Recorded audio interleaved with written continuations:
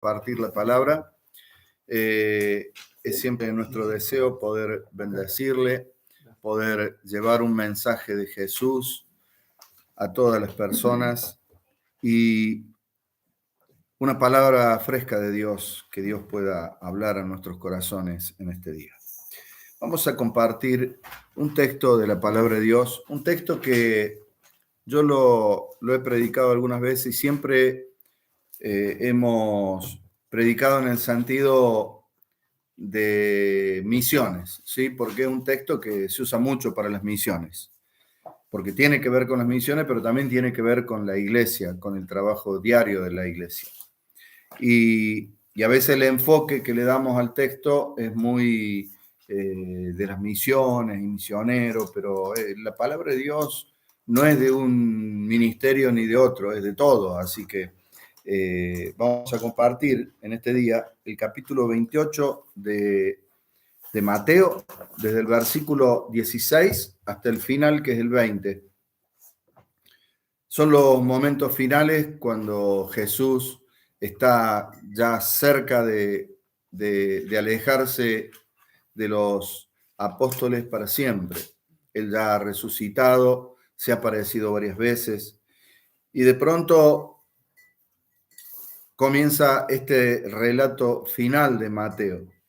Y vemos que en cada uno de los evangelistas hay un enfoque diferente en cuanto a los últimos días de Jesús luego de la resurrección. Y esto es bueno porque cada uno da lo que más a lo mejor el Espíritu de Dios le puso en el corazón, y cuando uno lee todos los evangelios se da cuenta que hay un mensaje hermoso y muy, muy completo, muy claro al leer todos los evangelios. Capítulo 28 de Mateo, versículo 16 en adelante, dice la palabra del Señor: pero los 11 discípulos se fueron a Galilea, al monte donde Jesús les había ordenado. Y cuando le vieron, le adoraron, pero algunos dudaban.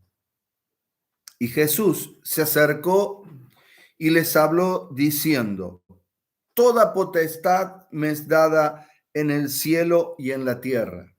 Por tanto, id y haced discípulos a todas las naciones, bautizándolos en el nombre del Padre y del Hijo y del Espíritu Santo, enseñándoles que guarden todas las cosas que os he mandado, y aquí yo estoy con vosotros todos los días hasta el fin del mundo. Amén.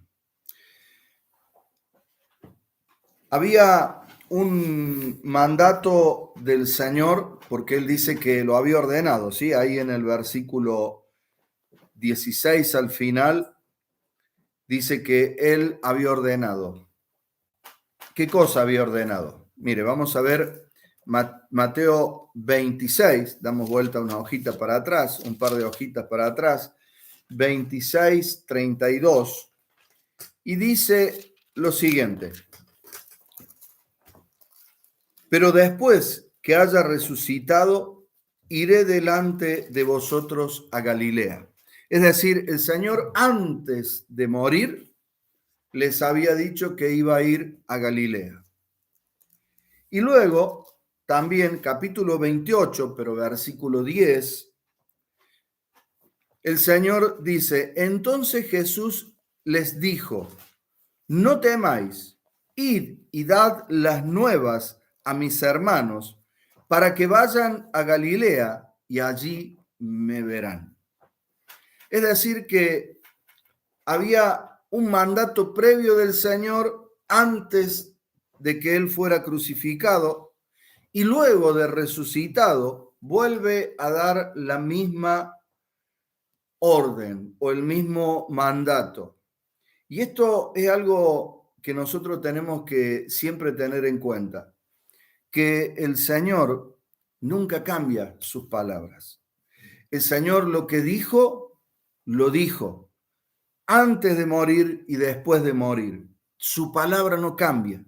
El Señor dijo, el cielo y la tierra pasarán, pero mis palabras no pasarán.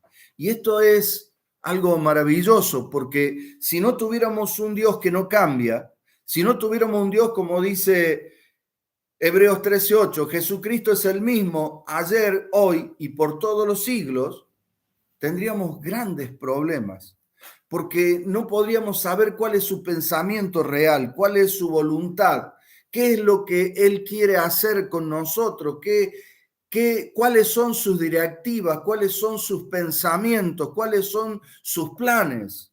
Y esto es algo maravilloso, porque tener una palabra de Dios que no cambia. Malaquías 3:6 dice, porque yo Jehová no cambio, Dios no cambia. Y hay un salmo muy, muy lindo en el capítulo 89:34, Salmo 89:34, que también el Señor afirma que sus mandamientos no cambian. Fíjese. Salmo 89, sí. 89:34 dije, ¿no? Bien. Estoy en 89:34. No olvidaré mi pacto, ni mudaré lo que ha salido de mis labios. Fíjese, no mudaré mi pacto, no cambiaré, no olvidaré mi pacto, no mudaré. Es decir, Él no va a cambiar. Y eso es lo más maravilloso que tenemos en la palabra de Dios. Por eso es que cuando nosotros vamos a la palabra de Dios, lo que te dijo ayer te lo va a decir hoy, te lo va a decir mañana, porque Él no cambia, porque no hay posibilidades de que el Señor pueda modificar. Y esto es paz para nuestro corazón, es tranquilidad para nuestra vida, porque sin que esto ocurriera, tendríamos grandes problemas, grandes problemas. En el capítulo 1 de Santiago, Santiago 1:17, dice, toda buena dádiva y todo don perfecto desciende de lo alto, del Padre de las luces, en el cual no hay mudanza ni sombra de variación. ¿Ve? No hay cambios en Él. Él no cambia, Él sigue siendo el mismo. Y esto es algo muy maravilloso, muy importante para nosotros. Debe ser algo que podamos atesorar para que podamos guardarlo, porque en Él no hay cambio, ni mudanza, ni sombra de variación. Esto de sombra de variación está hablando de ese reloj romano. ¿Se acuerda que tenía un cuadrante redondo con un triángulo y la sombra, a medida que el sol iba avanzando sobre la tierra, iba mudando la sombra, iba variando para cambiar la hora? Y eso es lo que está diciendo, la hora no lo cambia al Señor, el tiempo no lo cambia, no hay absolutamente ningún cambio en Dios. Ahora, la convocatoria del Señor era en el monte de Galilea. Y allí en el monte de Galilea, que había un par de montes, pero de acuerdo a la tradición, el monte del cual se habla es el monte Tabor, ¿sí? Es el monte que también le llaman el monte de la transfiguración, donde Jesús se transfiguró mientras estaba con Pedro, Jacobo y Juan. Y él dice que sus ropas, como dice Marcos, que también relata el hecho, Marcos, Mateo y Juan, y dice que sus ropas se hicieron tan blancas que ningún lavador en la tierra podría dejarlas tan blancas. Y mostró su esencia, quién era verdaderamente, tapado por una carne, por un cuerpo humano, porque era 100% humano, pero 100% Dios. Y de pronto él mostró quién era realmente. Y aparecieron a Elías y también Moisés hablando con Jesús acerca de su éxodo o partida de este mundo. Y al final de todo esto, mientras Pedro estaba tan emocionado porque tenía todo, tenía a Moisés que representaba la ley, tenía a Elías que representaba los profetas o la Tagná, y tenía a Jesús. Y entonces dice, Señor, ¿quiere que hagamos 3 chozas, 3 enramadas? Y estaba ahí feliz, dice, no bajamos más de este monte. Y dice que en ese momento bajó una nube de gloria y los discípulos en medio de todo eso empezaron a temblar y escucharon una voz, este es mi hijo amado, a él oíd. Y ellos se echaron al piso con un terror espantoso de lo que estaban experimentando. Y dice la palabra de Dios que cuando levantaron la vista, capítulo 17 de Mateo del 1 al 9, está el relato. Y dice que cuando ellos levantaron la vista, la mirada, solo a Jesús vieron. Ese fue el lugar, según la tradición, pero también fue aquel lugar del Sermón del Monte, ¿sí? Donde el Señor dejó las bases del Evangelio, de la conducta cristiana, de los deberes cristianos, y que muchas veces pasan años y la iglesia ni siquiera lee los primeros capítulos de los 4 evangelios, donde allí están principalmente las primeras enseñanzas o el ABC, y queremos ir por la Z, pero todavía no aprendimos el ABC del cristianismo, de los deberes cristianos.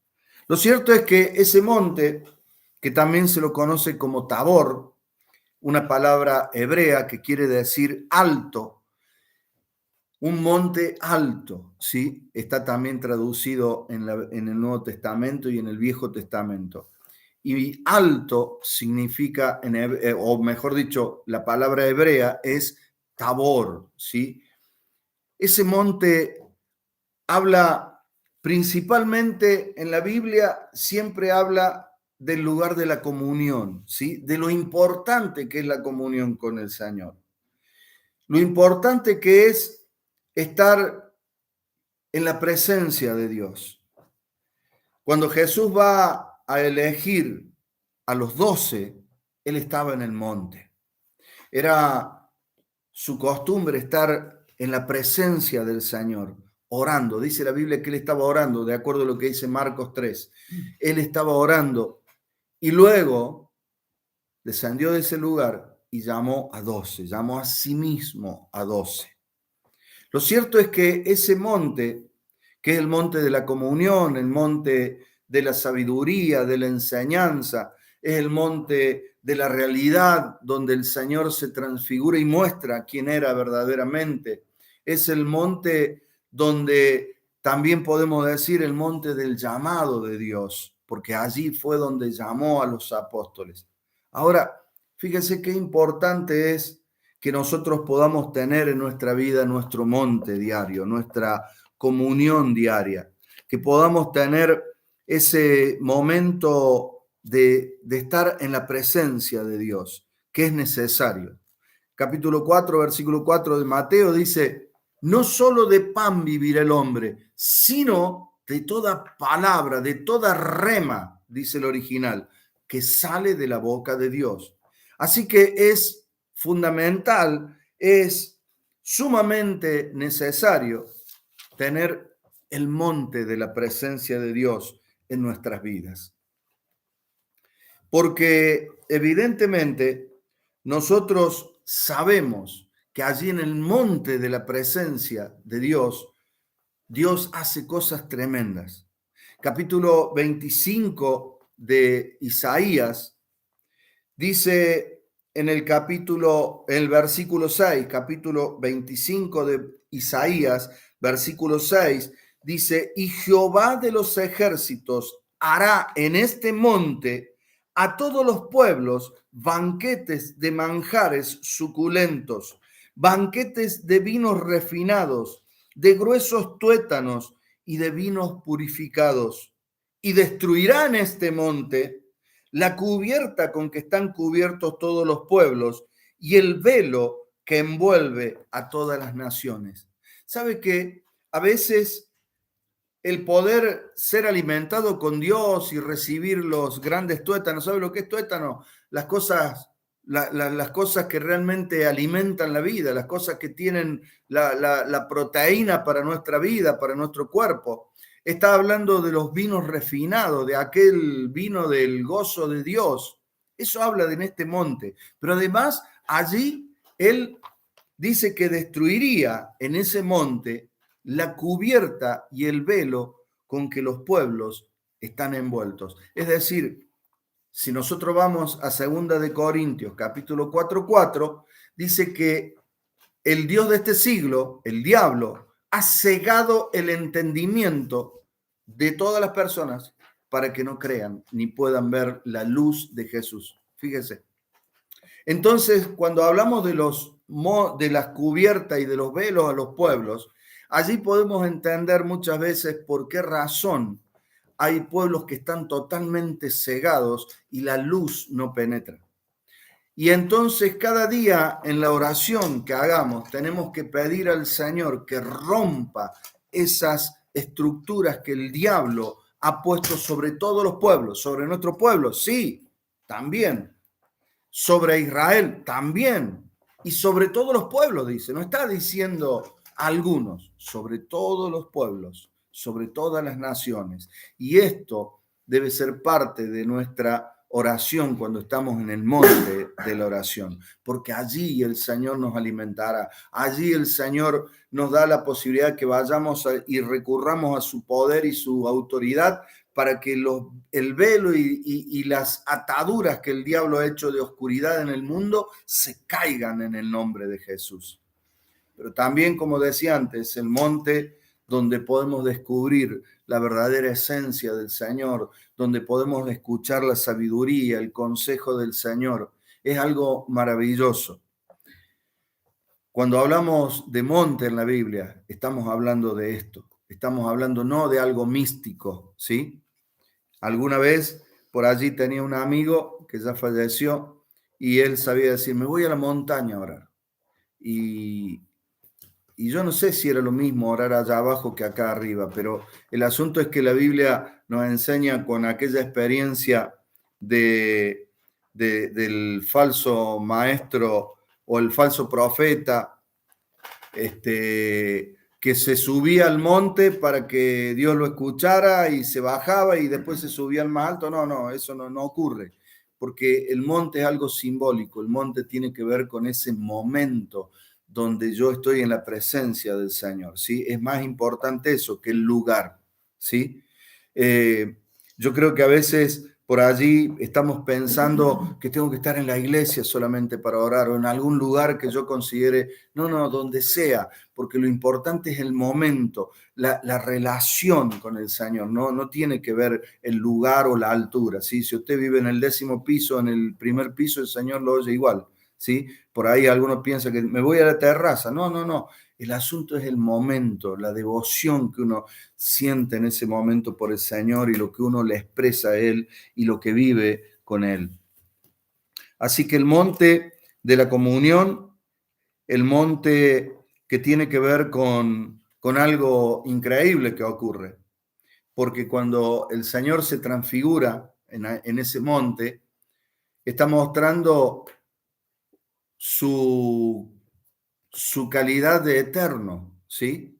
En medio de personas que tienen una vida temporal como nosotros y en un mundo temporal que también en algún momento, luego de que el Señor haya cumplido todos sus planes, el milenio, las bodas del Cordero, el juicio del gran trono blanco, esta tierra va a ser destruida, lo dice la profecía del Viejo Testamento y lo confirma Pedro también.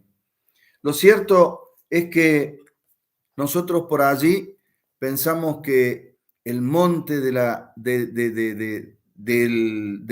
alto, el lugar alto de Tabor, era un lugar muy, muy simbólico, y lo era. Y entonces ese lugar donde se encuentra lo temporal con lo eterno, la naturaleza que ha sufrido a causa del pecado de Adán y Eva, y los hombres que también han sufrido la maldición del mismo pecado. y que de pronto no hay otra posibilidad de ser salvo y de ser librados del pecado que no sea a través de Jesús. Si no vamos a Él, no podremos hacer. Y el monte de la presencia de Dios para ir tiene sus dificultades para aquellos que no sueltan la mochila del orgullo, para aquellos que no sueltan la mochila del rencor, de la falta de perdón, de seguir aferrado a los pecados, para subir una montaña, y aquel que lo ha hecho, nosotros hemos hecho durante muchos años, ir con mochilas y cruzar cerros y subir, y sabemos que muchas veces es mejor llevar una mochila ligera que una muy pesada, porque la vez que lo hicimos, el costo a veces del cansancio es el doble. Ahora, por supuesto, cuando uno está en aventura, poco importa si es demasiado pesada, pero en la vida espiritual cuesta. Y si uno no deja en el pie del monte todas las cosas que impiden que pueda tener una relación con el Señor, jamás podré experimentar el perdón y el amor de Cristo. Porque tengo que dejar mi orgullo ahí al pie del monte, tengo que dejar toda actitud de revancha, de odio, de rencor, tengo que entrar arrepentido, porque si no voy liviano no voy a poder llegar, se me hará imposible llegar. Según dicen, este monte Tabor tiene una ruta, así como nuestras sierras, ¿sí? Que tienen una ruta y que mientras va subiendo puede hacerlo en auto. Pero mucha gente se aventuran a ir con su mochila para pasar el día o los días en el monte Tabor. Esto en la actualidad. Ahora, dicen que es bastante peligroso si se lleva una mochila muy grande, porque el terreno siempre está mojado. Es un lugar donde llueve muchísimo, 800 milímetros por año. Es muchísima la lluvia, muchísima la humedad. Y si las personas van caminando, pueden resbalarse y con más peso puede ser mayor la lesión que se provoque. Ahora, esto cuando yo lo leía, veía que es realmente tan espiritual, porque si uno no deja la mochila o los pesos del orgullo y de todas esas cosas, no podrá ir tranquilo hasta el final del monte. Lo cierto es que el monte también es el monte de la adoración, porque allí lo adoraron a Jesús, lo leímos recién. Ahora, quiero ir mirando versículo a versículo. Versículo 16 dice 11. Claro, no estaba Judas, ¿sí? El traidor ya se había suicidado, ya había devuelto la plata, pero se suicidó. Y luego los fariseos, traidores a la fe y perseguidores de Jesús y odiadores de Jesús, con ese dinero le compraron un terreno y lo sepultaron en ese lugar. Lo cierto es que por eso había 11. Y se fueron a Galilea porque el Señor les había pedido allí. Era un lugar simbólico. Porque uno diría también, ¿y por qué no lo hizo en Jerusalén? En Jerusalén hay 7 montes allí, ¿sí? Donde en uno está el templo, otro al costado, otro atrás y adelante. Pero el Señor Jesús quería llevarlos a ese lugar que era tan simbólico, donde el Señor había hecho tantas cosas. Pero además, uno sabe que obedecer al Señor es parte de nuestro camino y de nuestra vida espiritual. Si no hay obediencia, no hay camino. Si no hay obediencia, no hay vida espiritual. Si no hay obediencia, no hay nada. Y entonces, a veces por allí decimos los pequeños mandamientos del Señor, que son necesarios para cumplir. Si no cumplimos o no aprendemos a cumplir los pequeños mandamientos, ¿cómo vamos a cumplir los más difíciles? He repetido muchas veces lo de la oración a Dios. El Señor Jesús se esforzó y nos enseñó de que la oración debe ser dirigida al Padre en el nombre de Jesús y el Espíritu Santo hace la obra. Pero hay algunos que no lo obedecen porque les parece que es lo mismo orar al Padre o al Hijo o al Espíritu Santo, pero Jesús no dijo eso. Ahora, alguno preguntará, ¿y yo puedo orar a Jesús? Y sí, porque acuérdese, Pedro le pidió a Jesús, los que fueron sanados le pidieron a Jesús, pero la oración diaria, permanente, esa oración de la devoción nuestra o de ese tiempo vital que necesitamos espiritual diario, es una oración donde generalmente va al Padre.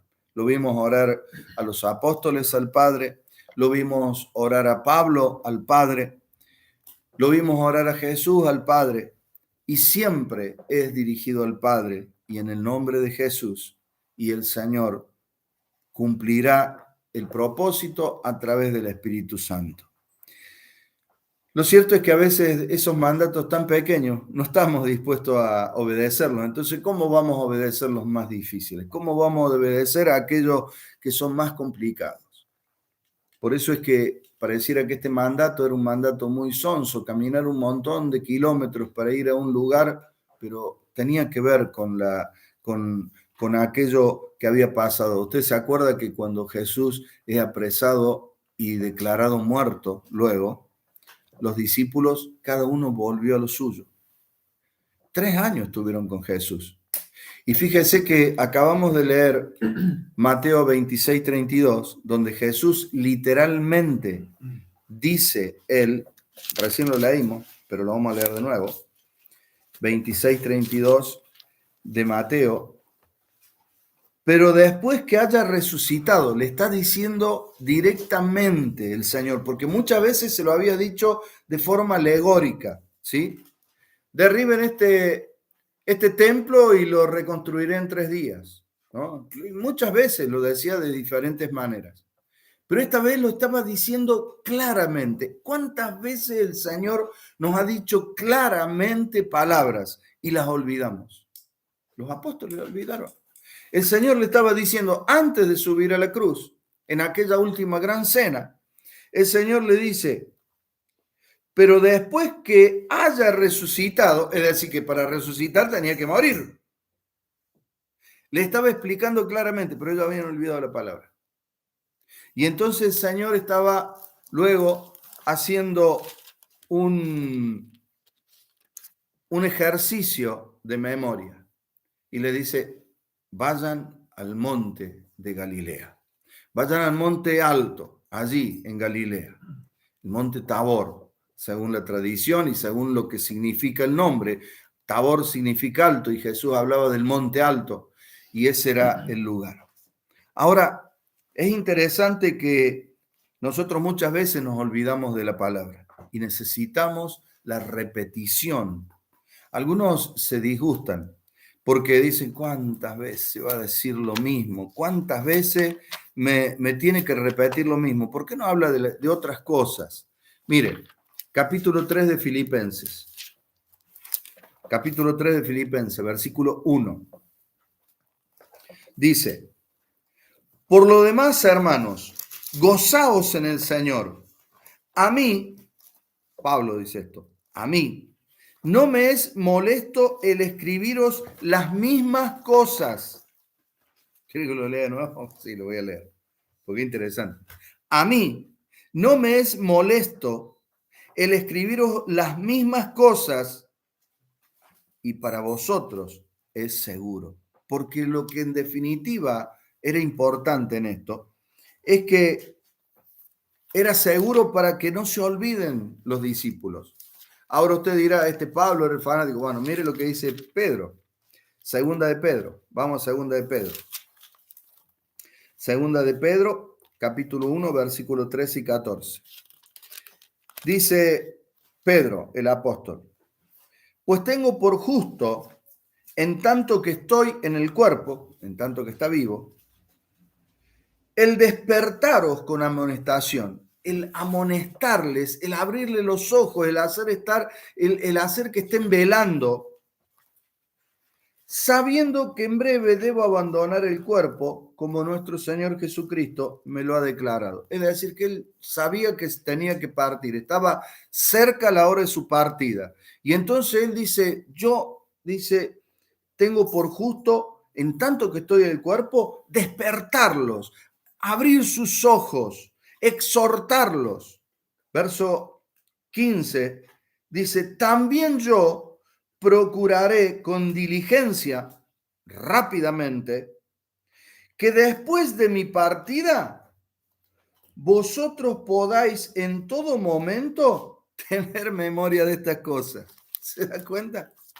Es decir, Pedro se iba a provisionar de discípulos de él para enseñarle las cosas que le había enseñado a estos hermanos y que se las iban a volver a repetir para provecho, no para otra cosa, no para molestar. Así que cuando usted escuche a un predicador, un pastor que está repitiendo cosas, sepa que el Señor está queriendo tener cuidado con usted y por eso le repite las cosas. Así que aquí había 11 y se van los 11 al monte donde Jesús les había ordenado. El obedecer es parte de la vida cristiana. Si no hay obediencia, no hay bendición ni vida espiritual. Y por eso el Señor dejó en la tierra autoridades. Porque si nosotros no podemos obedecer lo que vemos, ¿cómo decimos que vamos a obedecer a Dios? Si no obedecemos lo que tenemos alrededor, ¿cómo podemos decir que vamos a obedecer a Dios si lo más fácil, lo más visible, lo más práctico, no lo podemos cumplir? Es interesante cómo a veces miramos el Evangelio y cómo en la práctica se nos dan vueltas las cosas, porque a veces uno tiene una visión y a veces equivocada. Si yo no puedo obedecer las autoridades que tengo a mi alrededor, en el trabajo, en la escuela, en la casa, en la iglesia, en la sociedad, ¿cómo voy a obedecer a Dios? Que además no le vi nunca y que además es diferente, porque si yo desobedezco una ley de tránsito y ahora con el tema este de las cámaras, la cámara me toma y me mandan una multa, como ha pasado a algunas personas, 11.000, 100.000 pesos, pagar una cantidad impresionante de dinero a causa de haber desobedecido una ley. Y el Señor no nos saca fotos ni nos manda a vuelta de correo una multa diciendo con una foto que transgredimos una ley, que nos estacionamos donde no debíamos, cruzamos un semáforo en rojo, nos pusimos en doble fila, etc. No, no, no. El Señor nos dice tampoco que yo desobedecí, que yo hice esto, que hice lo otro, que debería haber hecho lo otro y hice lo otro. O a veces hice cosas para llenar el ojo de la gente o para quedar bien con unos y con otros. Es decir, el Señor nos manda la fotomulta por correo. Pero nosotros sabemos en nuestro interior que a veces no hacemos lo que debemos. Y a veces cosas pequeñas, cosas pequeñas. Esto parecía muy pequeño, que el Señor les mandara, les ordenara ir a aquel lugar donde ya de antemano, antes de morir y resucitar, ya se los había dicho. Y dice luego, verso 17, y cuando le vieron, es decir, cuando llegaron al monte y Jesús estaba esperándoles ya en aquel monte, dice la Biblia que le adoraron. La palabra que utilizan aquí en griego es proskuneo, que significa postrarse hacia adelante, como hacían los orientales siempre. Siempre me ha gustado el poder ver una iglesia donde la mayoría se arrodillan cuando están adorando. Y esa es una verdadera adoración. Tal vez con el tiempo, por allí nos han desinflado un poco las ideas con algunos que dicen sí, pero algunos lo hacen para hacerse ver. Pero Dios que ve los corazones te ve si vos levantás la mano o no las levantás, si estás mirando el techo o no estás mirando, si verdaderamente le adoras o no le adoras, si estás de rodillas para hacerte ver o no. Porque el Señor dice que si vos haces esas cosas ya tenés tu premio.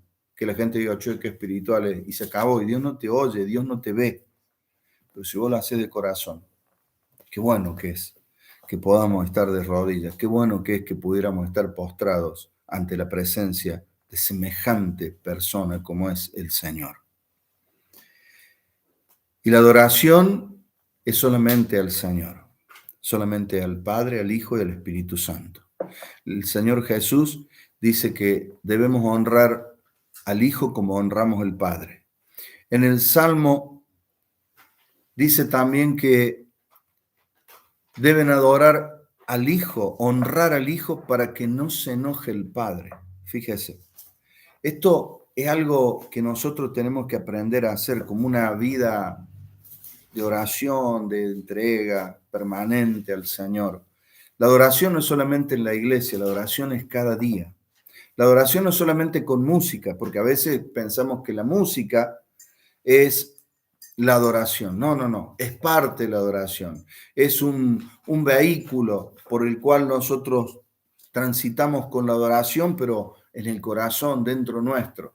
La música nos ayuda como un vehículo, como para acercarnos al Señor, pero no hace falta música, hace falta un corazón postrado. Por eso es que estar postrado así significa reconocimiento de la grandeza de Dios, reconocimiento de su poder, de su inigualable amor, de su generosidad que no tiene comparación. Dios es grande, Dios está por encima de todos. Y cuando Él está por encima de nuestras cabezas, entonces Dios va a obrar en nuestras vidas. Porque mientras nosotros no aprendamos a tener nuestra cabeza agachada delante de Dios, el Señor no va a obrar. Y entonces estaban allí en escena, usted imagínese los 11 allí postrados, pero algunos dudaban, dice la Biblia. Miren, ahí lo dice, verso 17. Y cuando le vieron, le adoraron, pero algunos dudaban. Y uno dice, ¿cómo que algunos dudaban? Sí, sí, algunos dudaban. Y la Biblia, por eso es bueno leerla toda, en el capítulo 20 de Juan, capítulo 20 de Juan, versículo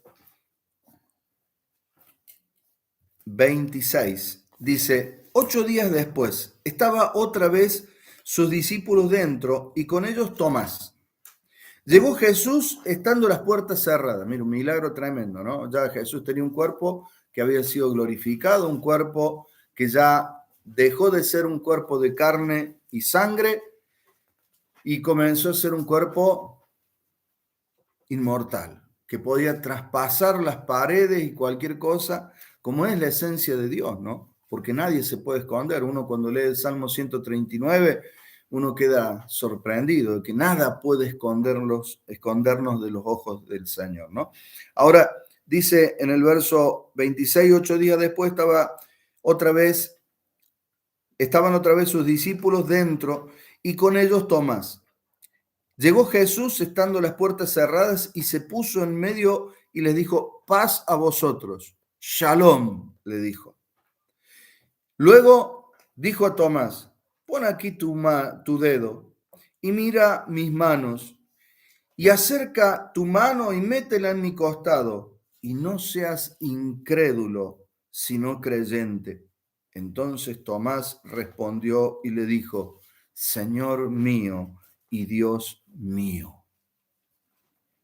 Porque me has visto, Tomás, creíste, bienaventurados los que no me vieron y creyeron, usted y yo, y cada uno de los que no hemos visto con nuestros ojos a Jesús, pero que sabemos que Él nos ha hecho tanto bien y que nos seguirá haciendo bien porque conocemos que Él es verdaderamente Dios. Qué tremendo esto, qué tremendo. Había quienes dudaban, sí, entre ellos estaba Tomás. Y la Biblia nos muestra estas cosas que a veces pareciera ser que están allí, están allí para que nosotros podamos descubrirlas. Y entonces dice el verso 18, y Jesús se acercó y les habló. Y esto a mí me parece algo maravilloso, porque acá ocurren dos cosas. Número uno, se acerca y luego les habla. Y esto es algo que nosotros no podemos evitar. No podemos evitar. Si Él no se acerca a nosotros, no nos puede hablar. Y para que Él se acerque a nosotros, nosotros tenemos que tener un corazón rendido, un corazón arrepentido en primer lugar. Y en segundo lugar, un corazón rendido, un corazón obediente. Si no, Él no puede acercarse. Cada vez que Él vaya a hablar a tu vida, Él sin dudas está cerca tuyo. Si no, no puede hablarte. Porque sus palabras son en la intimidad. ¿Sí? Capítulo 23 de Jeremías.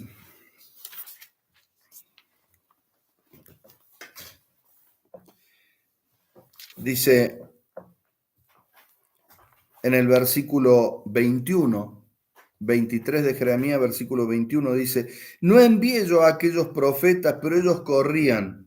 Yo no les hablé, mas ellos profetizaban. Mire, cuánta gente hoy dice profetizamos, declaramos, decretamos. Cuántas cosas dicen. Cuántas cosas. Hoy vemos tristemente en la iglesia del Señor gente que se dice yo declaro y profetizo. Hace unos años atrás fui a predicar a una iglesia donde yo había estado, donde yo me entregué al Señor. Y un hermano joven oró por mí porque yo pasaba a darle el mensaje. Entonces dice: yo voy a orar por vos, hermano. Y entonces él empezó a orar por mí y dijo: y yo declaro y profetizo. Y me quedé helado. Para peor, tenía un mensaje que tenía que pasar por ahí, así que no me invitaron nunca más, por supuesto, a predicar. Pero qué triste que es ver este tipo de actitudes. Dios no te dijo, pero vos profetizas. Dios no te habló, no te dio una palabra, pero vos decís yo profetizo. Eso es como que los hace más espirituales, pero delante de los ojos de Dios los hace más hipócritas, porque no tienen, están actuando, no tienen nada de Dios. Y fíjese que en aquella época de Jeremías ocurría lo mismo. Verso 23, capítulo 23, 22 dice: pero si ellos hubieran estado en mi secreto, habrían hecho oír mis palabras a mi pueblo y lo habrían hecho volver de su mal camino y de la maldad de sus obras. ¿Para qué habla Dios? Para ayudarnos a corregirnos, ¿se da cuenta? No para decir, sos un campeón, saca el campeón que tenés adentro. No. No, porque yo no digo cosas al pueblo que lo entristezca, entonces tengo que decirle cosas buenas. Hermano, no. Diga lo que Dios le ha dicho. Ahora, para estar con Dios, uno tiene que estar cerca, tiene que estar en el secreto de Dios. A veces ocurre que por allí del corazón nuestro, de las buenas intenciones, yo no quiero hablar de que hay gente que no tenga buenas intenciones. Por ahí tiene buena intención de querer bendecirte, de alentarte, pero nada mejor que hacerlo en la sinceridad de la palabra de Dios. Porque cuando uno inventa, es como, no sé, como inflar una persona, pero está vacía, ¿sí? Por dentro. Lo más importante es poder hablar una palabra de Dios, que esa palabra de Dios pueda producir en el corazón cosas. Entonces, se acercaron al Señor, dice, ¿no? Y otra de las cosas que también yo creo que tenía que ver era con que había mostrado ya a Tomás de que él tenía sus heridas, él ya había metido las manos y el dedo allí en los huequitos de su pie y de sus manos. Y entonces, fíjense qué interesante esto. El Señor se acerca a ellos y algunos años después, Juan, el mismo Juan, pero en la primera de Juan y segunda de Juan, primera de Juan, capítulo 4, versículo 2, dice lo siguiente: en esto conoced el Espíritu de Dios. Todo espíritu que confiesa que Jesucristo ha venido en carne es de Dios. Mire qué importante es que Jesús se haya acercado a ellos, le haya mostrado de que realmente Jesús había venido en carne, Jesús había muerto en la cruz en carne y había resucitado. Claro, ya su materia había sido transformada, pero Jesús había venido en carne. Y esto es algo importantísimo porque hay muchos teólogos falsos en este tiempo que dicen que Jesús era un espíritu solamente, era como un holograma. Y entonces Jesús, claro, no sufrió tanto como dicen, ni sintió tanto, porque un holograma, un espíritu, un fantasma, qué sé yo, no sentiría el dolor, pero Jesús lo sintió en carne. Y también en el versículo 3 dice, y todo espíritu que no confiesa que Jesucristo ha venido en carne, no es de Dios.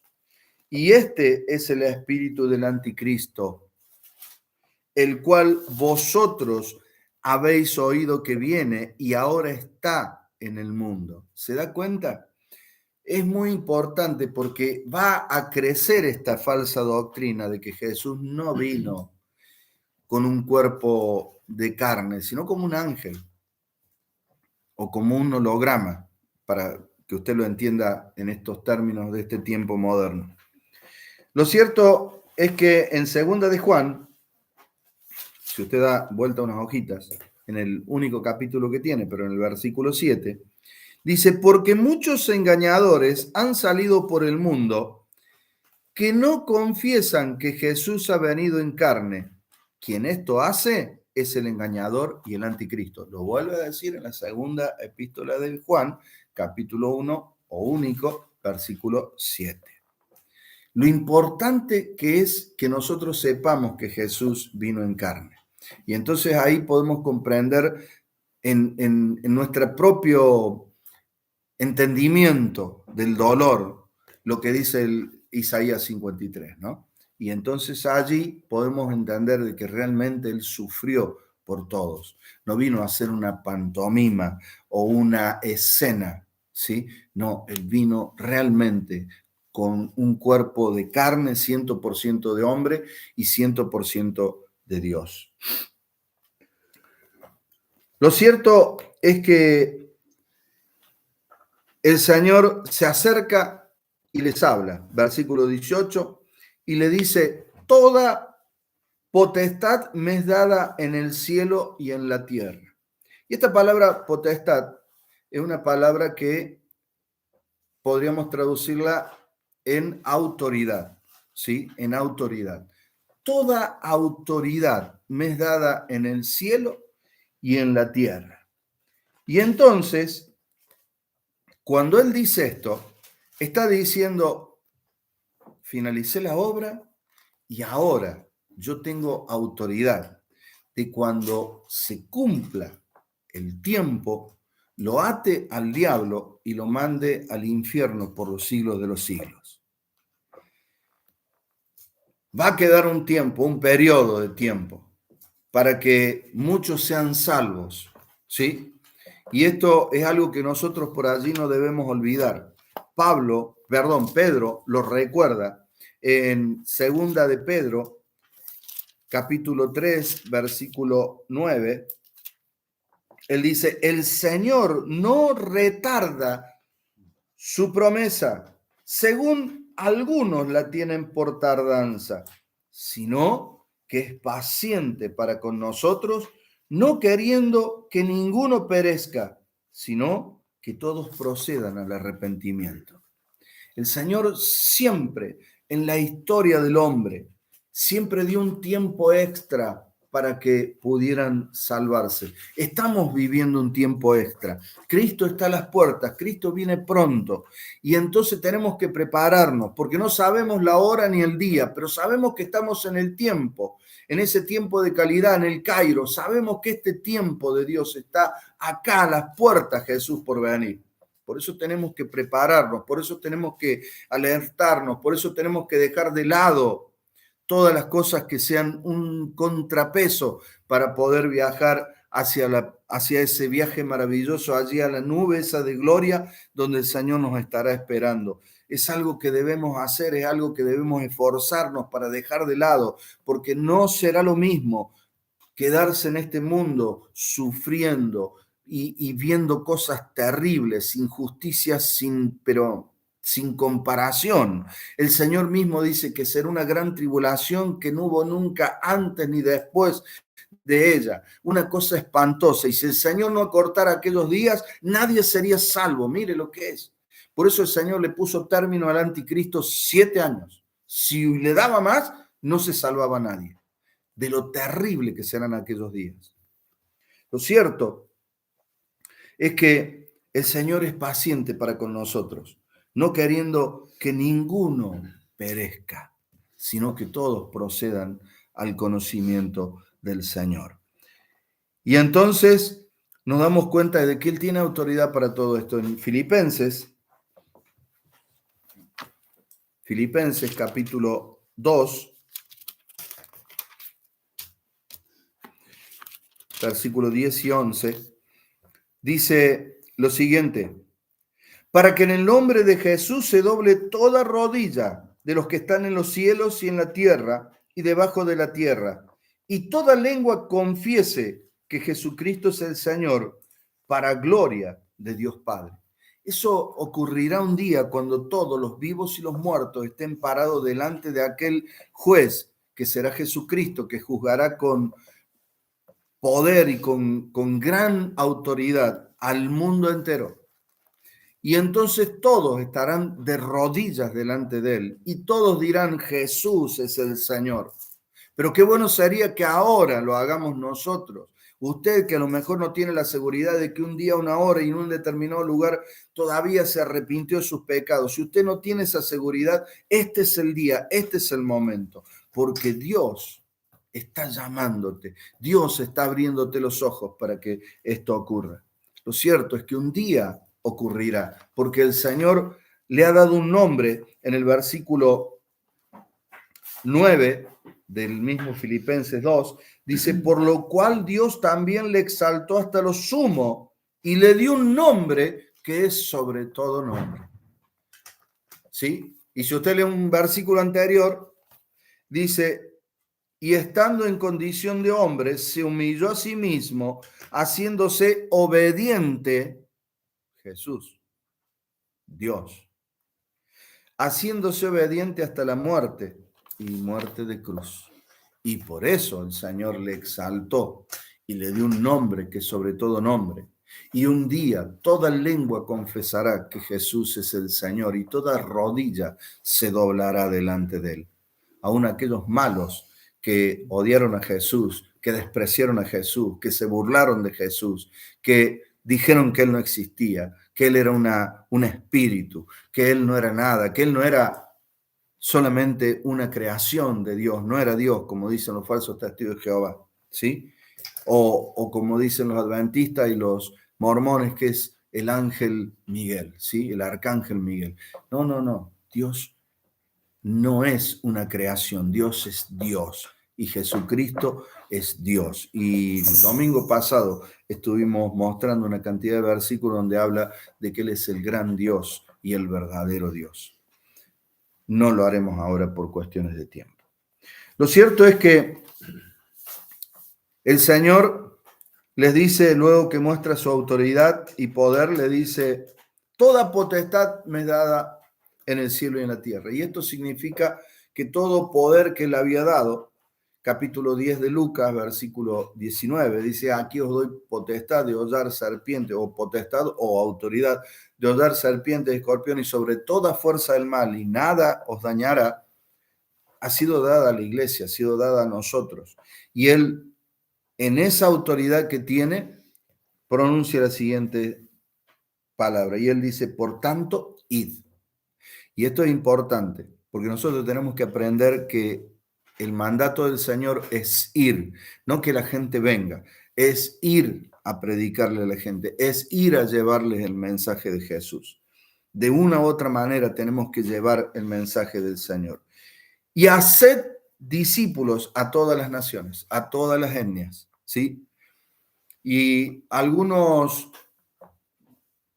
teólogos dicen que esta expresión, y de hacer discípulos a todas las naciones, de una manera simultánea, es decir, como diciendo, bueno, llevemos misioneros a todo el mundo y hagámoslo. No es que empecemos, como dice, en solamente en Jerusalén, en Samaria, en Judea, en Samaria, hasta el último de la tierra, como si fuera una forma de llevar el mensaje gradualmente. En este tiempo hemos visto que las misiones han crecido, aunque ha habido grandes inconvenientes con las cuestiones económicas, pero el Señor aún así sigue sosteniendo a sus hijos. Y usted y yo tenemos que tomar la responsabilidad de ofrendar para las misiones, de ofrendar para los siervos que llevan el mensaje del Señor, aunque sea el pueblito siguiente, ¿sí? Para el combustible, para que pueda comer el sándwich allá, ¿sí? Asistir a lo que sea para llevar el mensaje de Jesús. Y el Señor les dice, por lo tanto, id y haced discípulos a todas las naciones, no importa la nacionalidad, no importa el color de su piel, no importa si es alto, si es bajo, si es gordo, si es flaco, si es colorado, si es morocho o si es blanco, no importa, o amarillo, no importa, a todas las naciones. Y luego dice, bautizándolas en el nombre del Padre, del Hijo y del Espíritu Santo. Y esta es una palabra de Jesús que no puede ser cambiada. Aparecieron hace unos cuantos años atrás los solo Jesús, ¿sí? Estos que dicen, bautizan solamente en el nombre de Jesús. Pero Jesús dijo esto, ¿cómo yo voy a ignorar? Porque lo que pasa es que en los Hechos de los Apóstoles hay una expresión, ¿con qué bautismo fuiste bautizado? ¿Con el de Juan o el de Jesús? Y entonces, claro, para hacer una diferencia de aquel bautismo de Juan el Bautista, que tenía que ver con un ministerio en el Viejo Testamento, y aunque estaban juntos casi con Jesús, pero el bautismo que Jesús manda hacer es en el nombre del Padre, el Hijo y el Espíritu Santo. Tampoco es un bautismo para hacerlo como hacen algunas iglesias que lo hunden primero en el agua y dicen en el nombre del Padre, lo sacan en el nombre del Hijo y lo sacan de nuevo y dice el Espíritu Santo. Y bueno, menos mal que no dicen amén y lo meten adentro, pero lo cierto es que Jesús murió una vez, porque la Biblia enseña que es simbolismo de la muerte de Jesús, que murió y resucitó, no 3 veces, una sola vez. Entonces, bautizándolos en el nombre del Padre, el Hijo y el Espíritu Santo, enseñándoles. Y acá, mire, tenía una cantidad enorme de versículos para dar, pero voy a dar algunos. La enseñanza es fundamental en la iglesia. Ha aparecido YouTube, qué bendito, y los blogs y todo lo que tenemos en las redes sociales y donde se puede predicar el evangelio y se puede compartir la palabra. Qué buena cosa, ¿no? Una bendición. Pero el Hijo de Dios, el cristiano, se tiene que congregar con un grupo de cristianos, porque la palabra de Dios dice que para que uno crezca genuinamente, tiene que estar en comunión. Mire, vamos a leer algunos versículos, no todos, porque realmente nos llevaría mucho tiempo y ya la hora se ha avanzado. Vamos a leer algunos textos. Colosenses, capítulo 3, versículo 7, dice, en las cuales vosotros también anduvisteis en otro tiempo cuando vivíais en ellas. Pero ahora dejad también vosotros todas estas cosas, ira, enojo, verso 19. Dice, no es 3, es 2:19, perdón.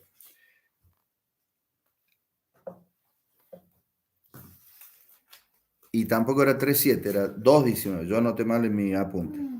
2:7, perdón.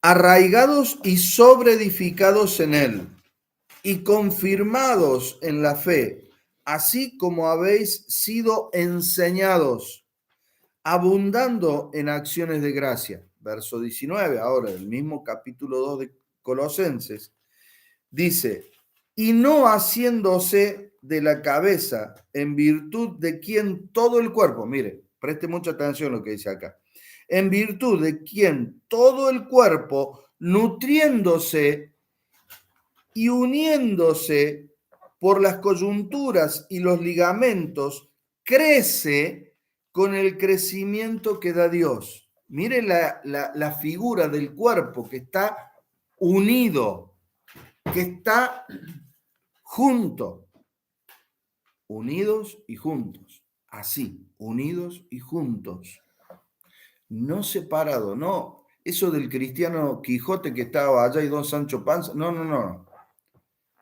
Usted, hijo de Dios, tiene que estar congregado. 1 Juan 1:7 dice, si estamos en luz como Él está en luz, tenemos comunión los unos con los otros. Siempre explicamos la cruz, ¿no? Porque es muy gráfica. El palo enterrado en la tierra, pero mirando hacia el cielo. Es la comunión que tenemos con el Señor. Y el palo horizontal es sostenido por ese. Ese palo horizontal es la comunión los unos con los otros. Si no hay comunión verdadera con el Padre, tampoco hay comunión verdadera con los hermanos. Y si no hay comunión verdadera con los hermanos, no hay comunión verdadera con el Padre. ¿Se entiende? Entonces, acá dice que nos nutrimos estando unidos en el cuerpo, ¿sí? En el capítulo 1, 21, dice en el mismo Colosense, y a vosotros también que eres en otro tiempo extraños y enemigos en vuestra mente, haciendo malas obras, ahora os ha reconciliado, ¿dónde? Mire lo que dice el verso 22. En su cuerpo de carne, por medio de la muerte, para presentaros santos y sin manchas e irreprensibles delante de Él, en su cuerpo, ¿sí? Allí estamos reconciliados y el cuerpo de Cristo es la iglesia, ¿sí? Vamos a leer un par de versículos más. Efesios, damos vuelta una hojita para atrás. Efesios, capítulo 4, versículo 11, dice, y él mismo constituyó a unos apóstoles, a otros profetas, a otros evangelistas, a otros pastores y maestros, a fin de perfeccionar a los santos para la obra del ministerio, para la edificación del cuerpo de Cristo. ¿Para qué están los ministerios? Para la edificación del cuerpo de Cristo. Seguimos adelante. Para que todos lleguemos a la unidad de la fe. ¿Cómo llegamos a la unidad de la fe? Cada uno por su lado. No. Mire, sigamos.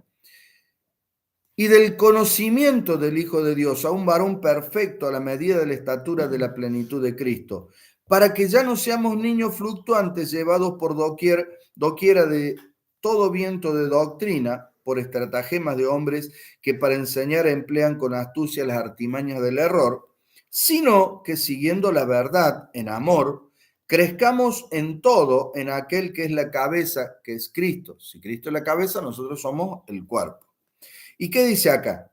¿De quién? Todo el cuerpo, bien concertado, unido entre sí por las coyunturas que se ayudan mutuamente según la actividad propia de cada miembro. Cada miembro tendrá un ministerio, cada miembro tendrá un don. 1 Corintios capítulo 12. Usted léalo allí. Según la actividad propia de cada miembro, recibe su crecimiento para ir edificándose en amor. ¿Se da cuenta? Es decir, ¿cómo y dónde crecemos? Bueno, el crecimiento lo da Dios. 1 Corintios 2:7, ¿sí? El crecimiento lo da Dios. Pero a través de cómo, de cada miembro. Por eso tenemos que estar unidos, concertados, dice. Es decir, arraigados uno a otro. Si no, esto no puede ocurrir en nuestras vidas. Efesios 2, capítulo 19, dice, así que ya no sois extranjeros ni advenedizos, sino conciudadanos de los santos y miembros de la familia de Dios. Somos miembros de la familia de Dios. Edificados sobre el fundamento de los apóstoles y profetas. Esto es fundamental, ¿sí? Edificados sobre el fundamento de los apóstoles y profetas. Y dice, siendo la principal piedra del ángulo, Jesucristo mismo. No se puede cambiar el fundamento, ¿sí? Primera de Corintios 3:9 dice, el que sobreedifica tiene que sobreedificar sobre la roca que es Cristo, ¿sí? De ahí en adelante el Señor, Pablo nos explica cómo el Señor debe ser el fundamento. Y dice en el verso 21 de Efesios 2, en quien todo el edificio bien coordinado, en la versión 1909 dice bien compaginado, es decir, como si fuera un cuaderno, un libro, ¿sí? Bien coordinado, va creciendo para ser un templo santo en el Señor. ¿Se da cuenta? Compaginado, coordinado, en quien vosotros también sois juntamente edificados para morada de Dios en el Espíritu. Así que si nosotros queremos ser morada de Dios en el Espíritu, tenemos que estar compaginados, coordinados, unidos, ¿sí? Si no, no hay posibilidades. Esto no tiene mucha vuelta. Primera de Corintios, capítulo 12. Primera de Corintios, capítulo 12, versículo 13 y 14 dice, porque por un solo espíritu fuimos todos bautizados en un cuerpo. ¿Se dan cuenta? ¿Qué significa bautizar un cuerpo? Sumergidos para ser de un cuerpo, el cuerpo de Cristo, que es la iglesia. Sean judíos o griegos, sean esclavos o libres, y a todos se nos dio a beber de un mismo espíritu. Además, el cuerpo no es un solo miembro, sino muchos. El cuerpo, somos muchos miembros. Versículo 18. Mas ahora Dios ha colocado los miembros, cada uno de ellos, en el cuerpo como Él quiso. No como dicen estos falsos apóstoles que activan los dones a las iglesias, que ellos ponen como si fueran los señores feudales. No, no, no, no. Es el Espíritu Santo el que lo hace. Versículo 19, porque si todos fueran un solo miembro, ¿dónde estaría el cuerpo? ¿Ve lo importante del cuerpo, lo importante de la iglesia? Porque es allí donde el Espíritu Santo utiliza sus dones. Por ejemplo, capítulo 14, versículo 3, Pablo está recomendando que se use en la iglesia el don de profecía, que todos profeticen, es decir, que todos puedan predicar si usted quiere, ¿sí? Porque la profecía está acá. Génesis a Apocalipsis. Si usted aprende a enseñar, usted tiene ese don, porque no todos tienen el don, pero si todos pudieran tenerlo, qué maravilloso sería. Es lo que está diciendo Pablo. 14.3 dice, 14.3 de 1 Corintios, pero el que profetiza habla a los hombres para edificación, exhortación y consolación. ¿Se da cuenta? Mire, tengo muchos versículos más, pero se nos ha ido el tiempo. Lo cierto es que el Señor finaliza este capítulo 28 diciendo, enseñándoles que guarden todas las cosas que os he mandado. Fíjese, obediencia. El Señor fue obediente, recién acabamos de leer. En Hebreos 5, 7 y 8 dice, por cuanto fue hijo, dice, padeció y sufrió y aprendió obediencia. Jesús, ¿sí? ¿Cuánto más nosotros? La base de nuestra fe está en la obediencia, no está en otra cosa. No está si usted ora y hacen milagros, si se hacen milagros, si hay sanidades, no, no, no. Está en la obediencia. Qué bueno que haya milagros, qué bueno que haya dones de sanidad y todas esas cosas. A mí me parece fantástico. Eso no ha terminado, como dicen algunos, ¿no? Está en la Biblia. Y si está en la Biblia, está vigente, porque Dios es el mismo ayer, hoy y por todos los siglos.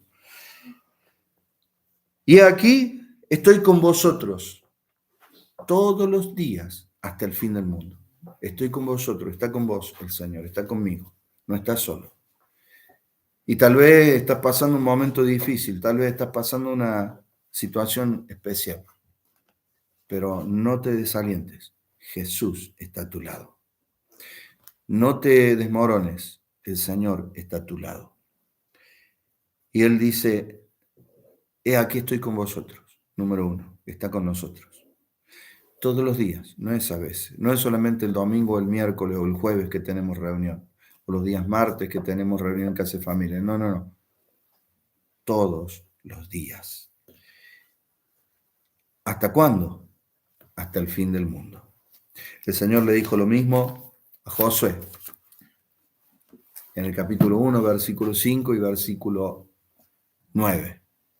Mira que te mando, que te esfuerces, que seas valiente. No temas ni desmayes, porque Jehová tu Dios estará contigo donde quiera que tú vayas. El Señor estará siempre con nosotros. Y si estás pasando un momento difícil, tal vez este sea el momento de levantar ese altar en el monte de la presencia del Señor, de levantar ese altar allí y postrarte como hicieron los 11 ante el Señor y poder en esta misma hora entregar todo el dolor, entregar la tristeza y abandonar y dejar esa actitud para que Él pueda comenzar a hacer una obra poderosísima y milagrosísima en tu vida. Oramos al Señor. Padre, te damos gracias por tu amor, por tu misericordia.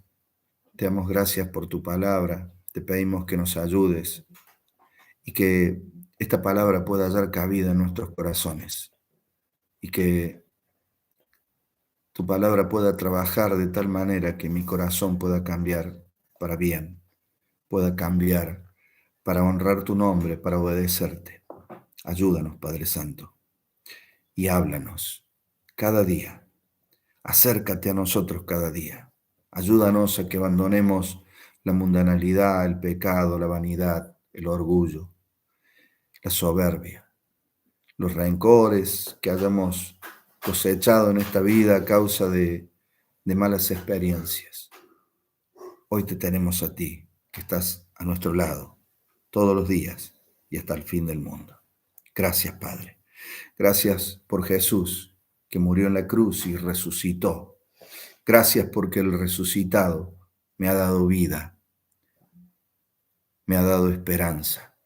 Y sé que más allá de las pruebas y de las dificultades, Él se levantará delante nuestro con poder y nos guiará hasta la misma eternidad. Gracias, Señor. Bendice a cada uno. Acuérdate de los que están padeciendo enfermedades, dificultades. Ten misericordia, haz un milagro. Trae un milagro a cada uno de los que están viendo, de los que están compartiendo en este lugar. Y que tu Espíritu Santo pueda derramar de tu gracia y poder para que se hagan liberaciones, milagros y sanidades mediante el santo nombre de tu Hijo Jesús. Amén y amén. Gracias, Padre. Muy bien. Quiero decirle, si usted desea, puede ponernos un like. También, por supuesto, nos puede encontrar en las redes sociales. Estamos en Instagram y en Facebook como Ministerio Cristo Palabra Viva. Esperamos tener contacto y también, por supuesto, estamos abiertos para que usted pueda hacer alguna sugerencia y que también, si tiene algún pedido de oración o algún pedido de alguna naturaleza espiritual, nosotros podemos asistirle y ayudarle. Que el Señor le bendiga y hasta pronto.